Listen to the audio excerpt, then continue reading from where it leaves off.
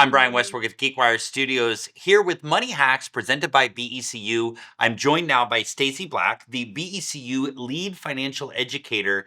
Today's episode is about tips to manage your finances during a career pivot, an important topic, Stacey. I'm very excited that you've joined us today. What have you got for us? Yeah, that is exciting to think about a career change, but it holds people back because of Mm. the nerves, right? And what do we do to get prepared for this career change? Well, what advice would you give somebody? Like, say they want to do a career pivot, but they're worried about the financial stability. Obviously, many of us don't work for fun. We work because we get a paycheck. And that can be really daunting to try to think about a career pivot in that situation. The first step would be to start saving. Save at least, I would say, 3 to 6 months worth of expenses or whatever is going to help Hmm. you feel comfortable to make this change. Cut back on the easy stuff, maybe things you aren't using. And again, direct that money towards that savings. And then I would definitely research if this is a new career Yeah. path, research that field, talk to someone who works in that industry. What is the starting pay? What is the mid-level entry pay? Things like that. And then take into consideration if you're going to need to pay for any certifications, Mm. training, classes, things like that. What about the unexpected when you're hit with a layoff? What recommendations do you have? How do you face that? Yeah. So that can be really difficult.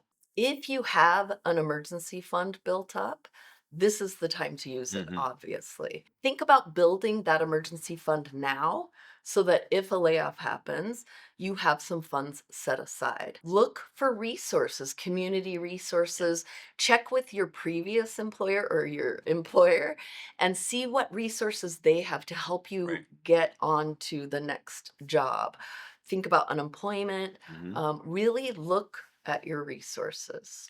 Let's talk a bit about a sabbatical. Mm. Sometimes mid career, it's great just to be able to take a break, but that has financial considerations as well. Right.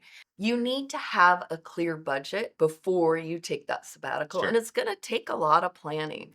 So, for example, will you be spending more money while you're on sabbatical? Yeah, right? Like that's why we're on sabbatical, maybe traveling, Yeah. doing more. So budget for that and give yourself a clear idea of how much you're going to need during your sabbatical. The other thing is save extra for those unexpected emergencies. Right. Things happen. We know that all the time. And then check with your employer to get specifics about your things like your insurance. Yeah. Are you going to have Are to you pay out of covered? pocket? Right. Right. Like you might have to find insurance through your spouse or Cobra. And also consider your investments. Keep Yeah. contributing to that 401k. Also, take into consideration the lost opportunity cost of losing out on the employer match for your Mm. 401k. Right. So that could affect how much you have in the future as well. When you talk to people that have taken a sabbatical, what is the one thing they come back with and say, financially, I wish I'd done this? They wish they would have planned more. Mm. And it's not fun because we're excited to take the Yeah, sabbatical, absolutely. but we have to do research Hmm. and we have to do work to get there. So, but in the end, if you create a realistic budget Right. and really stick to it and try not to splurge, then you can come back relaxed and not financially stressed. All right, let's talk positive for just a second. You come into a windfall of cash, you get a big promotion, you win the lottery. What should you do then? You have some financial advice for an increase Right. in Yeah. financial. Quit your job. No. Okay, bye. I see people, and I've done this too, and it might just be, for example, when I get a raise. Hmm. I just used to adjust my spending up.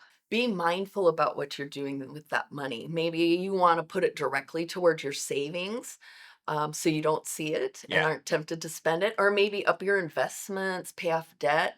But be mindful about what you're doing with that money. Also, think about what's important to you.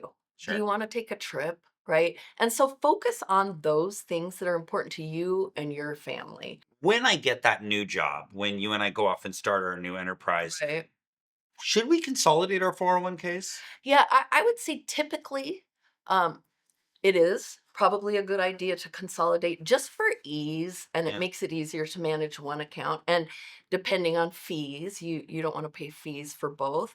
But it also depends if you have a really good plan with no fees, Yeah. right? Maybe you don't want to consolidate it. So really look at the specifics for each and then make your decision. And you can talk to a financial expert as well to get their advice. I love that. Great stuff. We've covered a lot of ground in this episode of Money Hacks presented by BECU. I'm Brian Westbrook with GeekWire Studios. Thanks for watching.